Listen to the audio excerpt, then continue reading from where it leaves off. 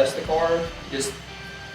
It brings my confidence level up when I have the car so far apart. I'm very thorough with Loctite and torquing bolts and safety, all the stuff to keep, stuff healthy.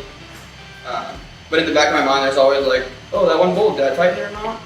So being able to go test the car a few weeks prior to a race is really just a confidence booster for myself. To know that we can, beat on the car and be confident in the car and the work that we've done to the car. Into the first regional race at Crossbar, I only had one goal, and that was to win. In my mind, there was no other options. Either I would rather have not finished the race than not get first place. The last time we raced there, I got second place. Lost first by a few seconds. So going back there, I was on a mission, and that was to win and win only. We did everything we could to the car. We checked everything, tested the car, pre-ran the car. I was feeling the most confident I've ever felt. It was definitely way muddier than it was in the previous race. So going, after pre-running, we really didn't do anything to the car. We checked over everything. Everything was tight. There was nothing really going on. We had made a few shock changes to try and make the car float over the rocks a little better. It's really good in the rocks and in the smooth, but trying to get the chatter out of the car is a really big thing to keep myself and Johnny from getting fatigued during the race. And then that's when we really started making mistakes, when our bodies start hurting or we have to slow down because of how brutal it is. So we made those changes, and the car was 100 times better than it was the last time we had raced there. It was the fastest I've ever felt the car. Qualifying morning, we'd gotten up early. We'd filled the car up, done all the prep work the night before on the car. We went and drove the car that morning around 6 a.m. Just put some miles on it, get some heat and everything. Went back to camp, fueled the car. We were still feeling good about everything. There was no flaws.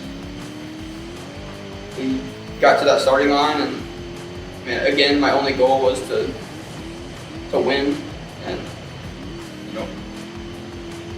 we did it. It was a little sketchy. The car's not quite set up perfectly for short course racing yet. We're working on that. But to be competitive out there against those guys, there were some really fast guys out there. We had to push the car hard, so we were getting a little sketchy in the turns, a little two-wheel action. But what really made the time up, I think, for us was those changes we made, how fast we were able to go through the rocky sections. We really didn't have to lift. We could just go as fast as the car wanted to go, and it turned out great. We ended up getting the pole qualifying position. Yeah, what helped helped out the pole was doing the qualifying lap 12 times. We did do that. When the pre-running session was open, instead of running the race course, we just ran the qualifying loop as many times as we could. We did get some pre-running. Yeah. A full lap of pre-running and then a little bit of the racer. Yeah. And also another big thing that I liked this trip was going out first in the race car, doing a full lap of race course so Johnny can take his notes, and then getting in a different vehicle that's not the race car. So we're not putting too much wear and tear on the car, and we're also getting a different look at the course from a different vehicle, because in a side-by-side it gives some different perspectives on what lines to take, and it's just better to look alternate lines in case we can't take the line we wanted. Or if there's someone in this line, we can take this line and pass, or vice versa. So really, the biggest factor in the whole entire race was the qualifying on the pole position. I'd never qualified first before, so I think I mentioned it to Miles on the last show. We're going to see if you're a racer or a chaser. I like that little signature. It's a weird, because there's no dust in front of you. You don't know what to set the pace at. There's nothing to gauge off of it, like in the car. obviously people outside the car, they know what's going on, but it's hard to communicate that into the car. So in my mind, my goal was to make it to that first rock section quickly, because after that rock section, the rest of the course is not hard. That one section right there was the hardest part of the course. So, and it was 3 miles of race. So, in my mind, I was going to get there, get up that quickly, and put a gap on the whole field. And then once I pass a certain area, the team can radio me, give me split times to know where I'm at, and then if I need to back it down, slow down a little bit, or if I need to go faster.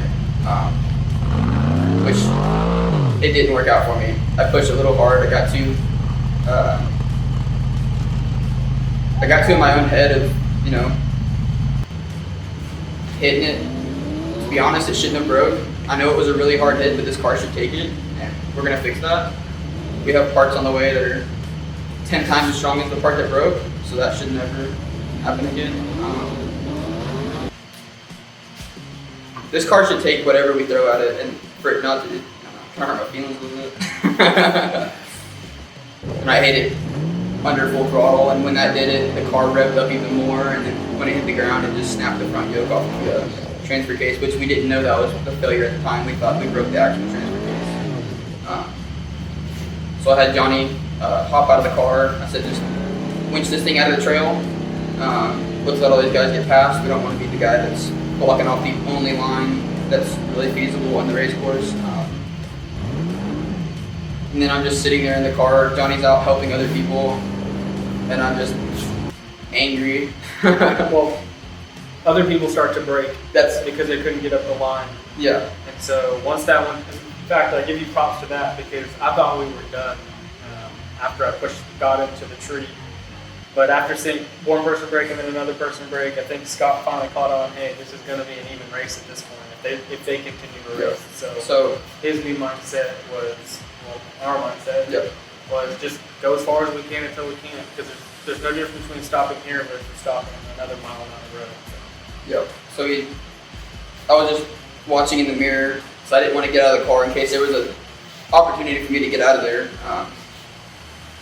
So I'm just watching, and I'm watching these guys, and the first guy hits it that was in second, and he breaks his car, and then the next guy hits it, and he breaks his car. So I'm like, after that, I was like, all right, Johnny, quit helping these fools. Winch me out of this messed up spot I'm in, and let's keep going. We're gonna go as far as we can, and then we'll either winch again, or we'll, you know, depending on how the car is doing, we'll call it there. Yeah, we also gave ourselves a rule. It's you hit it twice, hit an obstacle twice, and if that didn't work in the second shot, it's immediate get out from range. Yeah, I wouldn't say it was it was a little harder on the car being in two-wheel drive because how fast we had to hit things, but I don't think we had to worry about tire tread because that's what was helping us. Yeah, I don't think it was anything too crazy that we were doing in the car though. Because once we talked about it, we said we're just gonna go as far as we can, and then and it just started doing what happens, and then we ended up making the whole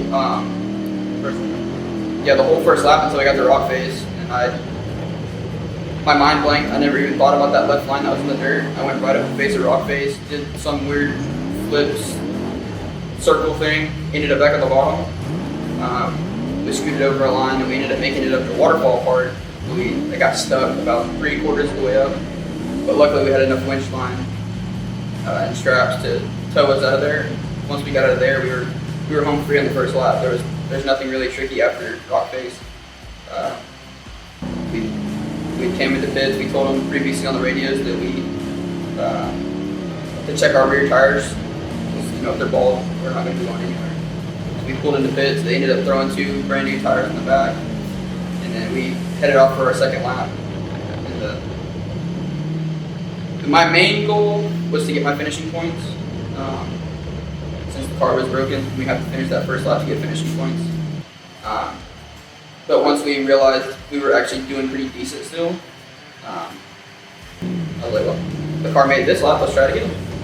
If we can do a lap and only have to winch twice, that's still a really good pace.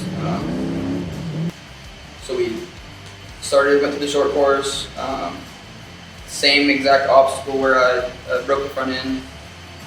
I pulled up there, actually got the front tires on top of the waterfall somehow. Johnny hopped out. We winched up that. Now, remember, we had to winch up another little area every time because it wasn't enough wheel travel by the time we got out of the turn. So I would winch you out of there, throw the rope back at you, you would leave. Oh yeah. So run all the way around. Yeah. So the trails, it kind of does like a horseshoe. There's an obstacle on top of the hill, and then at the bottom where I grew up, it's kind of like a stair step, but the stairs aren't even. It's like one's here, you know. So Johnny would hop out right there. He would winch the car up that, throw the winch rope in, and then I would leave.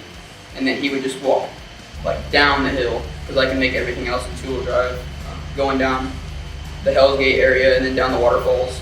And then by the time I got to the next spot that I needed to winch, he would be there, and we could get up that. And then after that, we were good to a rock face.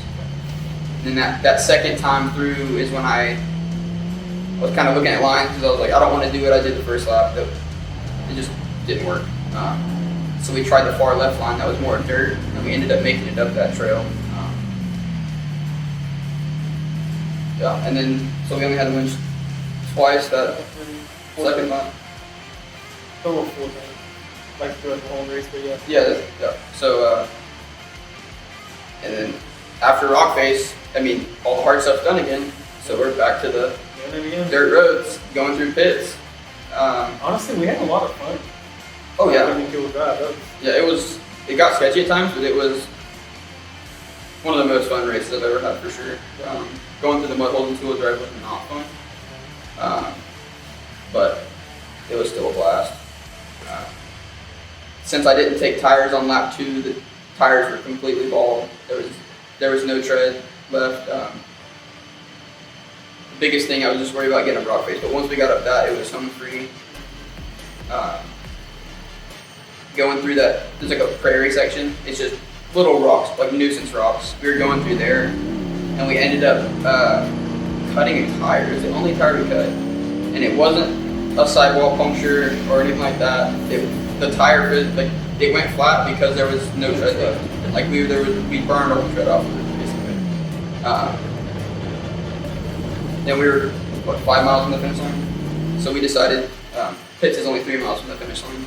So we just kept going, bypassed pits with a flat, finished the rest of the course, did the short course, and then we made it to the finish line. We had no clue, really, that we were in third. We were hoping for it, but we didn't know for sure. Yeah. We were glad the way it turned out for the circumstances that we were given. Good outcome. So, we just want to say thank you to all our partners and sponsors that make this possible. Without them, there's no way we could be doing what we're doing. Thanks, the whole team makes it happen. With just one person, none of this is possible. So it takes a group effort to come together, put all their minds together, hands together, to make all of this happen.